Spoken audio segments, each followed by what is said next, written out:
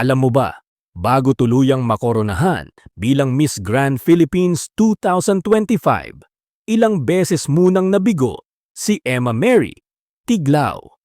Ngunit sa bawat pagkatalo, pinili niyang bumangon. Sa bawat luha, pinili niyang ngumiti.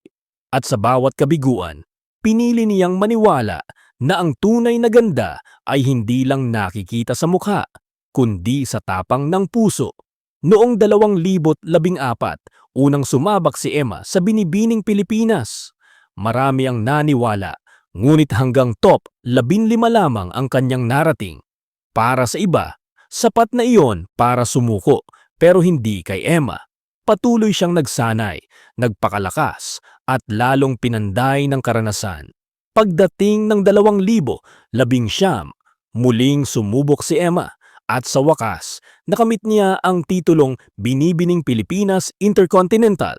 Sa Miss Intercontinental 2019, taas noon niyang dinala ang bandila ng Pilipinas at ipinakita sa mundo ang ganda at lakas ng Pilipina. At ngayon, October 18, 2025 sa Bangkok, Thailand, natupad ang matagal niyang pangarap.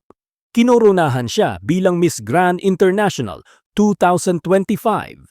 Mula sa mga luha ng kabiguan hanggang sa kinang ng tagumpay, pinatunayan ni Emma Mary Tiglao na ang tagumpay ay hindi nakukuha sa unang subok. Ito ay bunga ng tiyaga, pananalig, at pusong hindi kailanman sumusuko. Tunay ngang, kapag may paniniwala ka sa sarili, walang imposible. Dahil ang bawat pagkadapa ay daan lamang patungo sa mas mataas na pag-angat